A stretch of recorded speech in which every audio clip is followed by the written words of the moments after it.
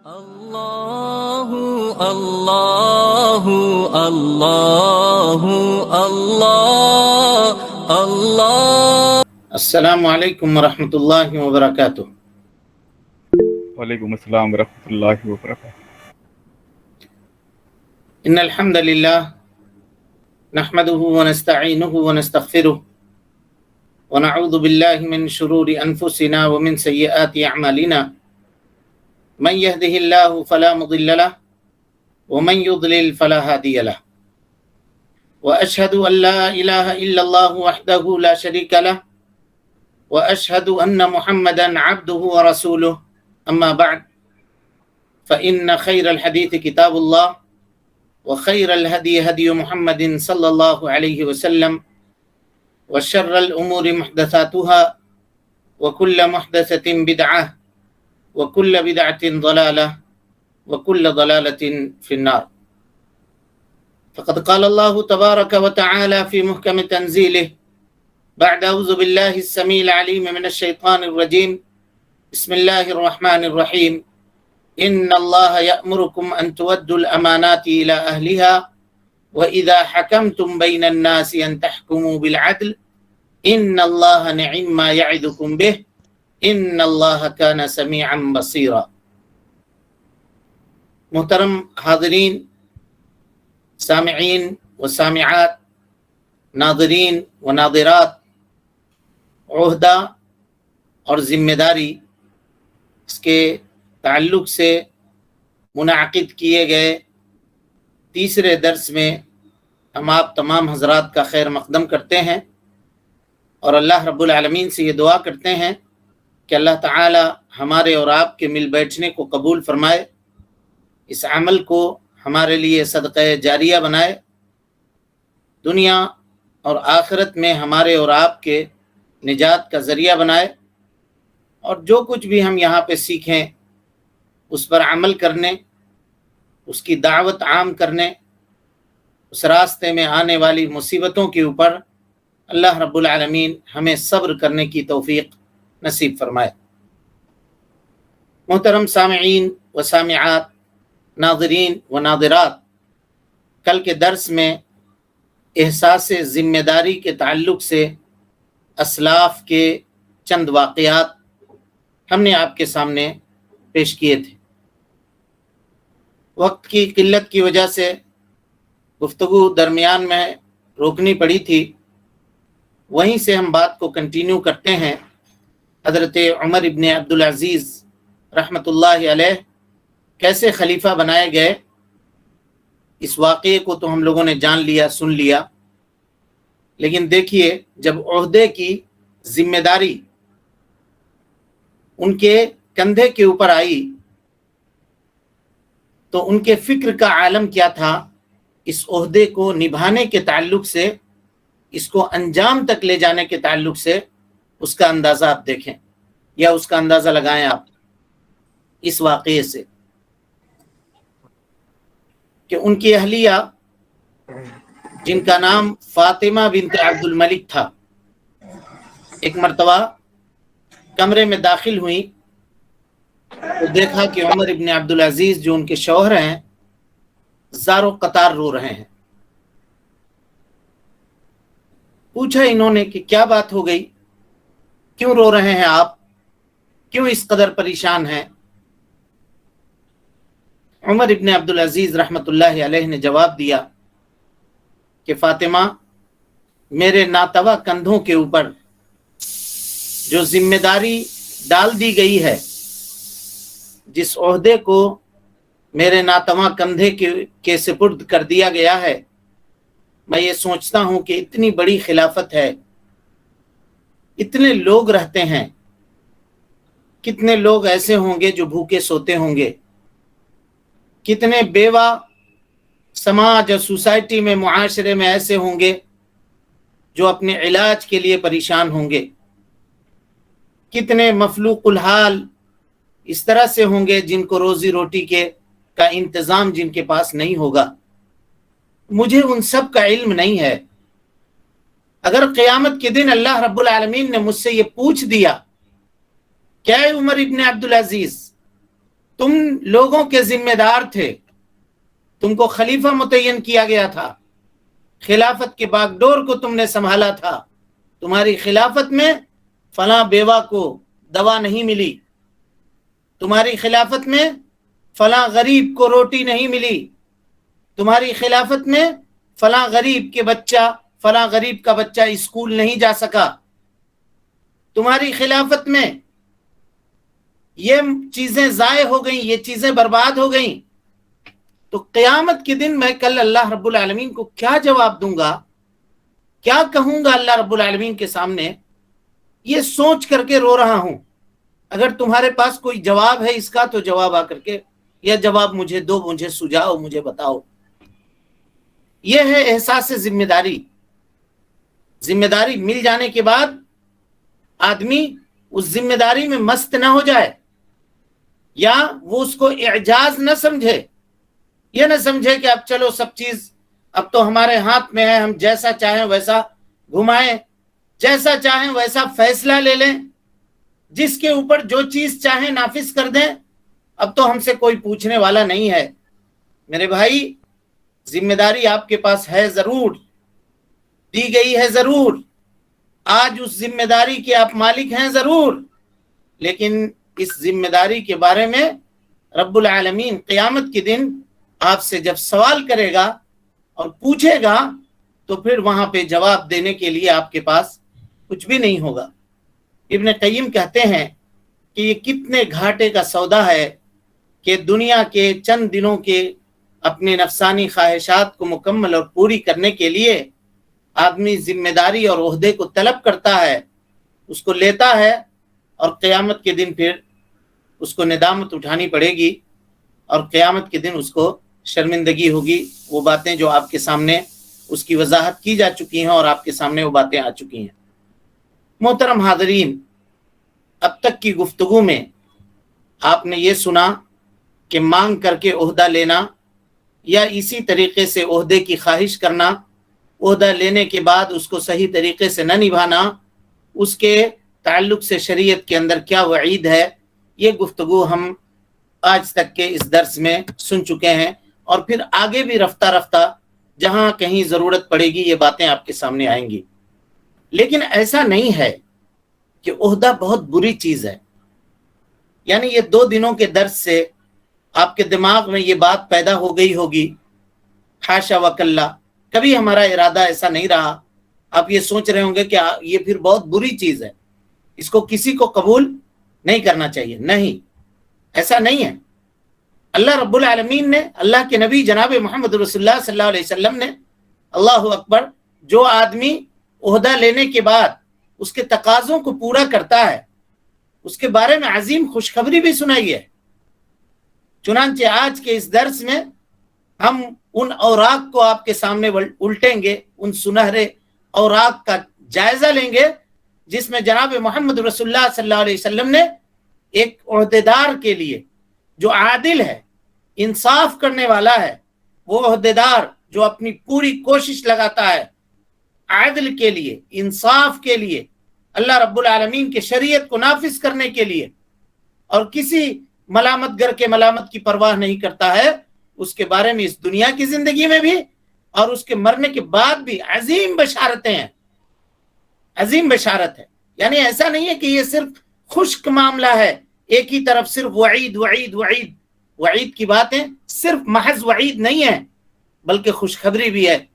دیکھیے ان خوشخبریوں میں سے اللہ رب العالمین عہدیداروں کو ان خوشخبریوں کا مستحق بنائے جس کا اللہ کے نبی جناب محمد رسول اللہ صلی اللہ علیہ وسلم نے بشارت عہدیداروں کے لیے جو عادل ہیں، انصاف کرنے والے ہیں، ان کے لیے سنائی ہے۔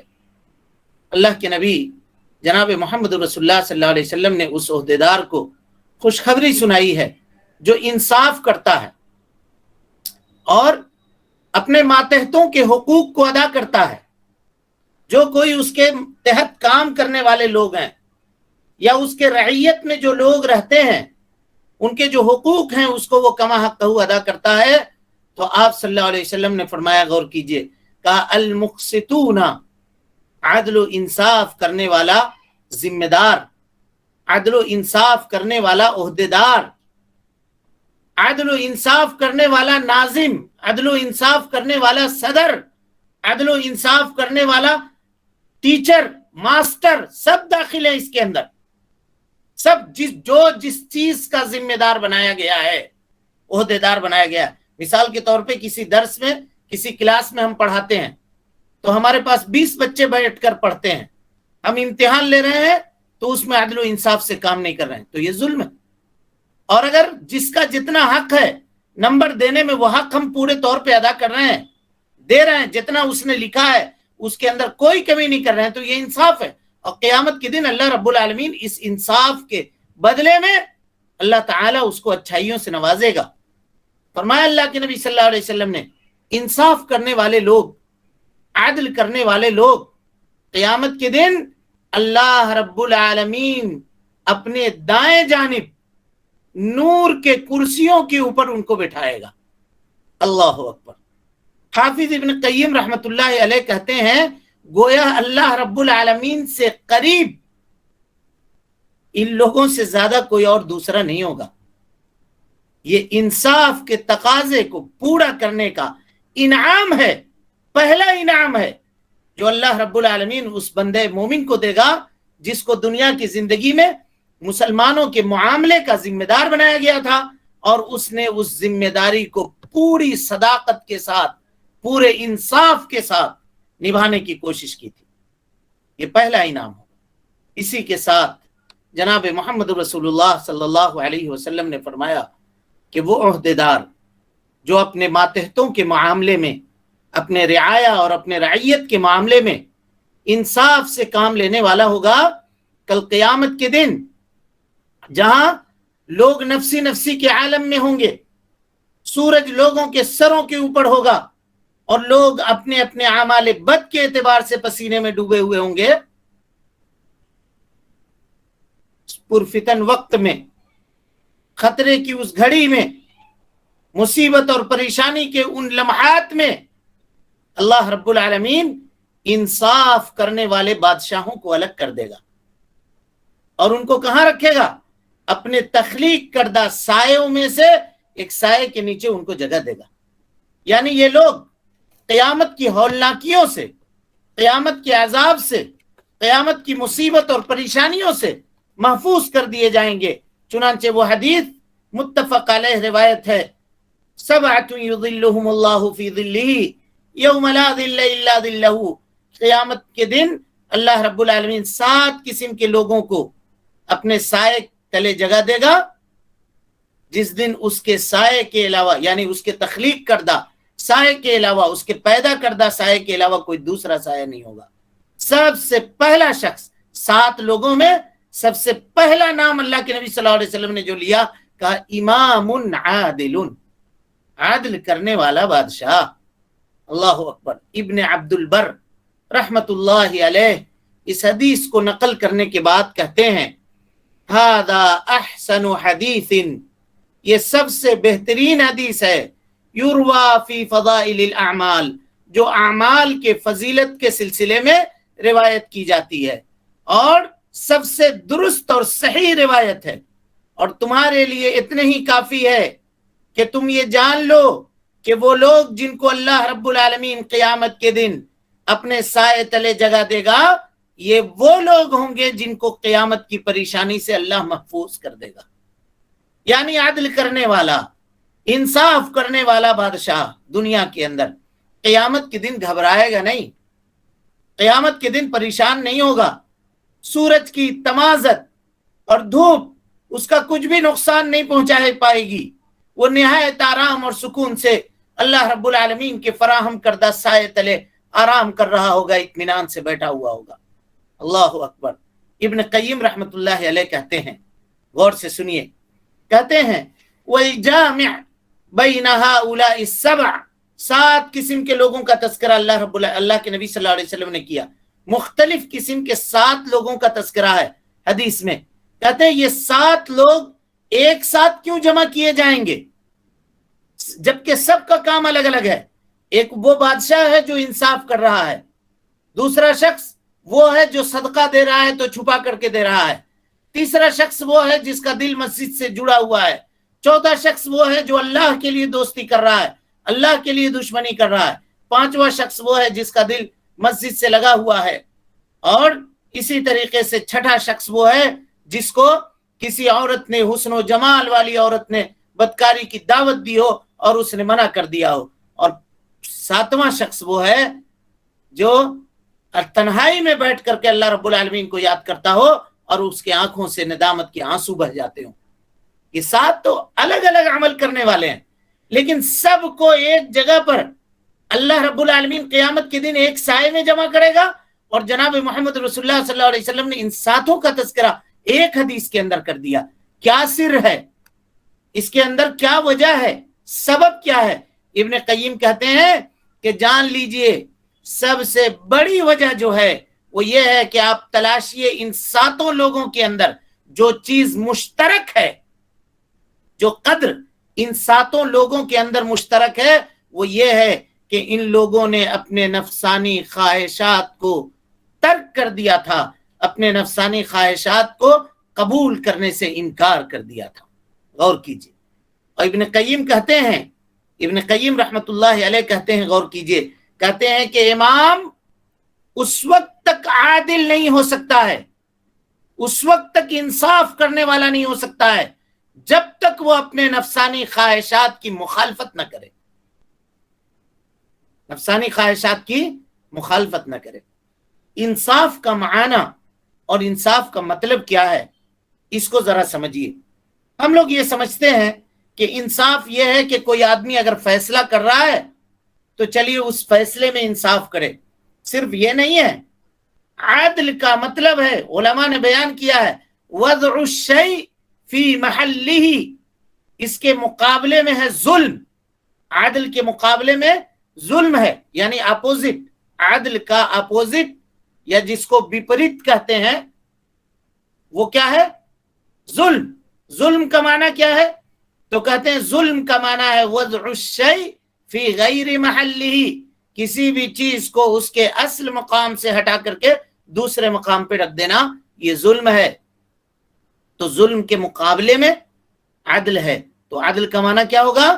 کسی بھی چیز کو اس کے اصل مقام کے اوپر رکھنا، ہر چیز کو اس کا مقام عطا کرنا۔ سماج اور سوسائٹی میں جو ذمہ دار بنایا جاتا ہے اس کے سامنے ایک طبقہ ہوتا ہے جو بچوں کا ہوتا ہے، ان کا الگ مقام ہے، ان کو اس مقام کے اوپر رکھا جائے۔ ایک طبقہ ہوتا ہے جو نوجوانوں کا ہوتا ہے، ان کا الگ مقام ہے، ان کو اس مقام پہ رکھا جائے۔ ایک طبقہ ہوتا ہے سماج اور سوسائٹی اور معاشرے میں جو بوڑھوں کا ہوتا ہے، کمزور، ضعیف اور ناتواں لوگوں کا ہوتا ہے، جن کے بارے میں نبی صلی اللہ علیہ وسلم نے فرمایا من لم یرحم صغیرنا، جو چھوٹے بچوں کے اوپر رحم نہ کرے، ولم یوقر کبیرنا، اور بڑے لوگوں کی تعظیم نہ کرے، عزت نہ کرے، فلیس منا، جان لے کہ وہ ہم میں سے نہیں ہے۔ ذمہ دار اگر بنا دیے گئے تو ایسا نہیں ہے کہ سماج کے اور سوسائٹی کے اور معاشرے کے جو کمزور لوگ ہیں، جو بوڑھے لوگ ہیں، کمزور سے مراد بوڑھے لوگ، عمر دراز لوگ، ان کو چھوڑ دیا جائے، ان کو الگ کر دیا جائے، ایسا نہیں ہے۔ جناب محمد رسول اللہ صلی اللہ علیہ وسلم کے زمانے کو آپ دیکھیے، اب غور کیجئے، سماج اور سوسائٹی کے اندر تجربہ کار لوگوں کی ضرورت کتنی پڑتی ہے، اس کا اندازہ آپ ایک واقعے سے لگائیے، اور اس کے بعد پھر ہم اپنے گفتگو کو آگے بڑھائیں گے۔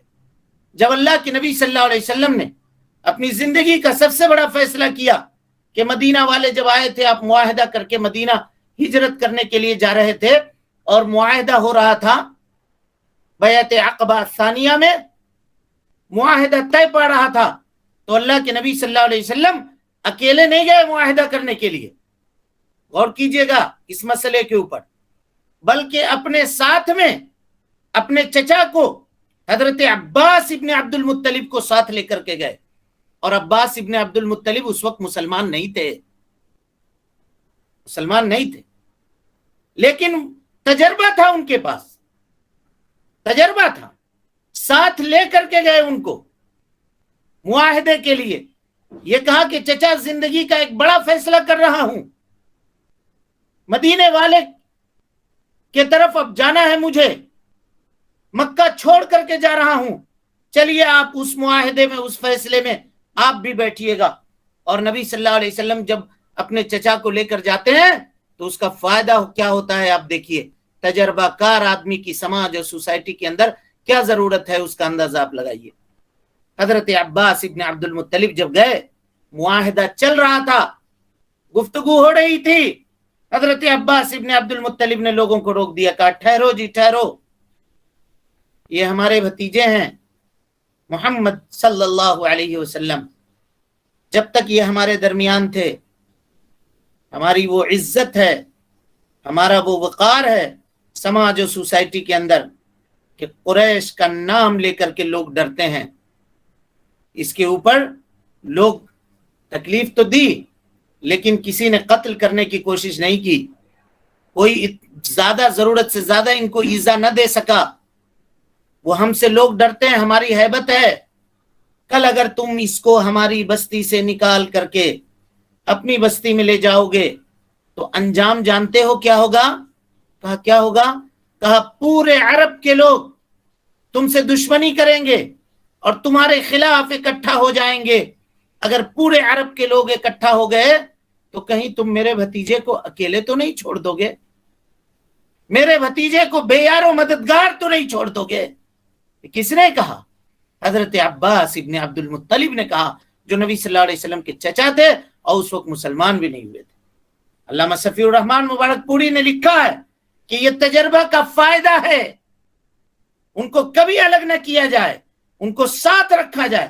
بھائی اللہ کے نبی جناب محمد رسول اللہ صلی اللہ علیہ وسلم، جن کے پاس اللہ رب العالمین کی وحی آتی تھی، جس معاملے کے آپ ضرورت مند ہوتے تھے، اللہ رب العالمین جبرائیل امین کو بھیج کر کے رہنمائی کر دیتا تھا، باوجود اس کے آپ کو حکم ہوا وَشَاوِرْهُمْ فِي الْأَمْرِ، اے اللہ کے نبی صلی اللہ علیہ وسلم کوئی بھی فیصلہ کرنے سے پہلے آپ لوگوں سے مشورہ کیجئے۔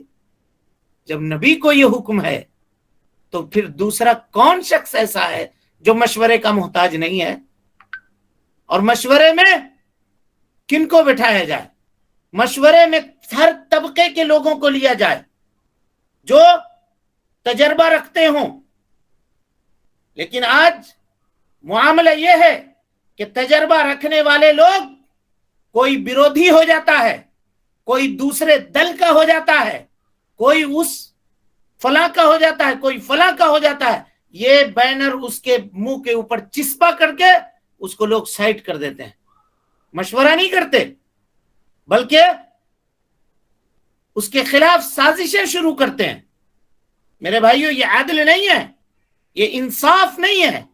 انصاف اور عدل تو یہ ہے کہ سماج اور سوسائٹی میں رہنے والے جو بھی کوئی شخص ہے اس کو اس کا حق دیا جائے، اس کو اس کا حق دیا جائے، اس کی تعظیم کی جائے، اس کی تکریم کی جائے، اس کی عزت کی جائے۔ یہ معاملہ ہے میرے بھائیوں۔ عدل اور انصاف کرنا یہ ہر شخص کے بس کی چیز نہیں ہے، اس کے لیے بہت آدمی کو اپنے نفس کو کچلنا پڑتا ہے، اپنے جذبات کو سرد اور ٹھنڈا کرنا پڑتا ہے۔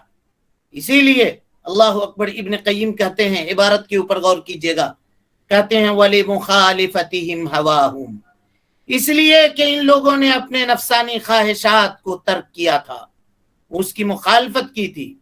وَهَوَاتِفِ نُفُوسِهِمْ، انہوں نے اپنے جذبات کا گلا گھونٹ دیا تھا۔ اللہ اکبر۔ عدل و انصاف کرنے والے بادشاہوں نے روئے زمین کے اوپر اپنے دلوں کے خواہشات اور جذبات کا خون کر دیا تھا خود اپنے ہاتھوں سے۔ امنہم اللہ، اللہ نے ان کو امن و امان سے نواز دیا۔ کب؟ یوم الفزع، فزع کے دن، گھبراہٹ والے دن، والخوف، خوف والے دن، کہ جس دن خوف کا یہ عالم ہوگا، یوم ترجف الراجفہ تتبعها الرادفہ قلوب یومئذ واجفہ ابصارها خاشعہ، یہ عالم ہوگا اس دن، اس کے مقابلے میں جہاں لوگوں کی نگاہیں پھٹی ہوں گی، دل زور زور سے دھڑک رہے ہوں گے، کلیجہ نکل کر کے منہ کو آ گیا ہوگا، وہاں یہ لوگ، ان کا کیا حال ہوگا؟ عدل کرنے والے، انصاف کرنے والے بادشاہوں کا کیا عالم ہوگا؟ فَيَوْمَئِذٍ هَؤُلَاء، ابن قیم کہتے ہیں کہ اسی دن یہ لوگ لا خوف علیہم ولا هم يحزنون، ان کو کوئی خوف نہیں ہوگا، ان کو کوئی غم نہیں ہوگا، سکون سے، اطمینان سے، چین سے، آرام سے حشر کے میدان میں یہ لوگ کرسیوں میں بیٹھے ہوں گے، نور کی کرسیوں میں، اللہ رب العالمین کے فراہم کردہ سائے کے نیچے جلوہ افروز ہوں گے، اور اللہ رب العالمین کے سب سے قریب ہو کر کے بیٹھے ہوں گے۔ غور کیجیے، یہ مقام ہے کس بات کا؟ کن لوگوں کا؟ جو عدل کرنے والے، انصاف کرنے والے حکمراں ہیں۔ اللہ اکبر۔ حافظ ابن حجر رحمۃ اللہ علیہ کہتے ہیں، غور کیجیے، عدل کے معانی کو بیان کرتے ہوئے فتح الباری کے اندر کہتے ہیں کہ وَأَحْسَنُ مَا فُسِّرَ بِهِ الْعَادِلِ، عادل کی سب سے بہترین تفسیر جو کی گئی ہے وہ کیا ہے؟ الذی یتبع امر اللہ، وہ بادشاہ جو اللہ رب العالمین کے حکموں کی پیروی کرتا ہو۔ اللہ اکبر، اللہ کے حکموں کی پیروی کرتا ہو۔ آس پاس میں، اگل میں، بغل میں بیٹھے ہوئے جو بےپانا ہوتے ہیں ان کی باتوں کی نہیں، وہ یہ دیکھنے کی کوشش کرتا ہے کہ اس مسئلے میں، اس معاملے میں اللہ رب العالمین کا حکم میرے لیے کیا ہے، وہ تلاشتا ہے۔ اللہ رب العالمین کے حکم کی پیروی کرتا ہے۔ کیسے؟ بِوَضْعِ كُلِّ شَيْءٍ فِي مَوْضِعِهِ، کہ ہر چیز کو اس کے مناسب مقام کے اوپر رکھتا ہے۔ مِنْ غَيْرِ إِفْرَاطٍ وَلَا تَفْرِيطٍ، نہ تو کہیں کوئی زیادتی کرتا ہے، نہ تو کہیں کوئی نقصان کرتا ہے، کوئی کمی کرتا ہے۔ کہا اسی لیے حدیث میں اللہ کے نبی صلی اللہ علیہ وسلم نے 7 لوگوں کے بیان سے پہلے جس شخص کا نام لیا، کہا امام عادل، عدل کرنے والا بادشاہ۔ کہا کیوں؟ کہا اس لیے کہ دوسرے جتنی بھی عبادتیں ہیں ان عبادتوں کا فائدہ قاصر ہے، وہ ایک انسان تک محدود ہے، یا زیادہ سے زیادہ 2 انسان تک محدود ہے۔ مثال کے طور پہ زکوٰۃ دینے والا اگر چھپا کے دے رہا ہے تو اس میں 1 آدمی 2 آدمی کا فائدہ ہے۔ اگر مسجد سے کسی کا دل لگا ہوا ہے تو جس آدمی کا دل لگا ہوا اس کا فائدہ ہے۔ جو اللہ کی یاد میں تنہائی میں رو رہا ہے، یہ اس سے اس کا فائدہ ہے۔ اور جو اپنے نفس کو برائیوں سے بچانے والا ہے، اس میں اس کا فائدہ ہے۔ جو اللہ کے لیے محبت کرنے والا ہے، اس میں اس کا فائدہ ہے۔ لیکن جو انصاف کرنے والا بادشاہ ہے، اس میں اس کا بھی فائدہ ہے، اور پوری رعیت کا فائدہ ہے، پورے گاؤں کا فائدہ ہے، پوری بستی کا، پورے ملک کا فائدہ ہے۔ اللہ اکبر۔ کہا اسی لیے اللہ رب العالمین نے اس کا تذکرہ سب سے پہلے کیا، اور یہی وجہ ہے کہ امام احمد ابن حنبل رحمۃ اللہ علیہ کہتے تھے کہ اگر مجھے اس بات کا علم ہو جائے کہ اللہ رب العالمین میری صرف ایک دعا قبول کر لے گا، اگر یہ پتہ چل جائے کہ صرف ایک دعا میری قبول ہو جائے، تو میں وہ دعا بادشاہ وقت کے لیے مانگوں گا کہ اللہ تعالیٰ اس کی اصلاح کر دے۔ کیوں؟ اس لیے کہ اگر بادشاہ کی اصلاح ہو گئی تو رعیت کی اصلاح ہو جائے گی، رعیت کی اصلاح ہو جائے گی۔ اور اس کے بعد ابن قیم اس واقعے کو ذکر کرتے ہیں، غور سے سنیے۔ حضرت سعد ابن ابی وقاص رضی اللہ تعالی عنہ نے قادسیہ کے بعد جب فارس فتح ہو گیا اور مال، دولت اور خزانے جو فارس سے حاصل ہوئے تھے ایک ایک پائی جوڑ کر کے مدینہ منورہ روانہ کر دیا۔ حضرت عمر ابن خطاب رضی اللہ تعالی عنہ منبر پہ بیٹھ کر کے خزانے کو الٹ پلٹ رہے تھے، دیکھ رہے تھے، اور کہا کہ کتنے انصاف کرنے والے لوگ ہمارے پاس ہیں کہ ان لوگوں نے اتنا مال بھیج دیا، گویا کہ ان لوگوں نے کوئی خیانت نہیں کی ہے۔ سارا کے سارا مال جو مال غنیمت کے طور پہ حاصل ہوا تھا سب کچھ انہوں نے تو بھیج دیا، کچھ بھی اپنے پاس نہیں رکھا۔ بغل میں حضرت علی رضی اللہ عنہ موجود تھے۔ کہا اے عمر ابن خطاب، جانتے ہیں یہ کس بات کا فائدہ ہے؟ لکھیے، اگر سونے کے پانی سے بھی حضرت علی کے اس جملے کو لکھا جائے تو اس کی قیمت کروڑوں روپے میں بھی یہ لوگ ادا نہیں کر سکتے ہیں۔ کہا حضرت علی نے یہ اس لیے ہے اے امیر المومنین کہ آپ امانت دار ہیں، آپ عدل کرنے والے ہیں، آپ انصاف کرنے والے ہیں، اس لیے آپ کی رعیت عدل کر رہی ہے، آپ کی رعیت انصاف کر رہی ہے۔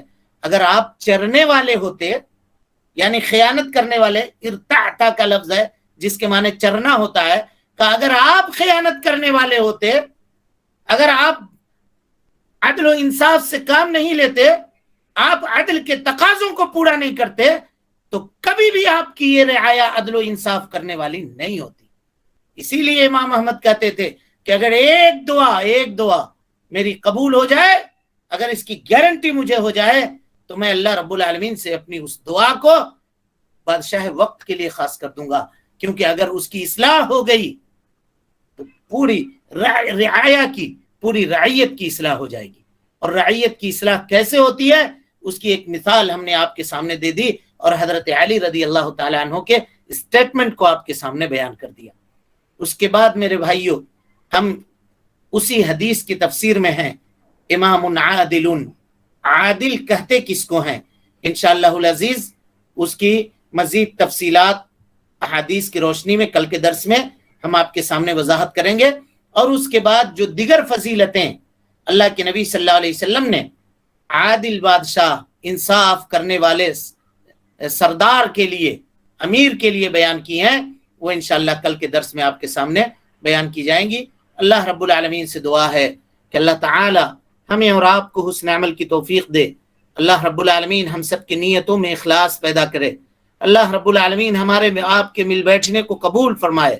اللہ رب العالمین ہم کو حق دکھائے اور اس پر عمل کرنے کی توفیق دے، اور اللہ رب العالمین ہمیں باطل دکھائے اور اس سے اجتناب کرنے کی توفیق دے۔ اللہم ارنا الحق حقا وارزقنا اتباعہ وارنا الباطل باطلا وارزقنا اجتنابہ۔ اقول قولی هذا واستغفر اللہ لی ولکم ولسائر المسلمین من کل ذنب وخطیئۃ فاستغفروہ انہ کان للأوابین غفورا۔ والسلام علیکم ورحمۃ اللہ وبرکاتہ۔ اللہ اللہ اللہ اللہ اللہ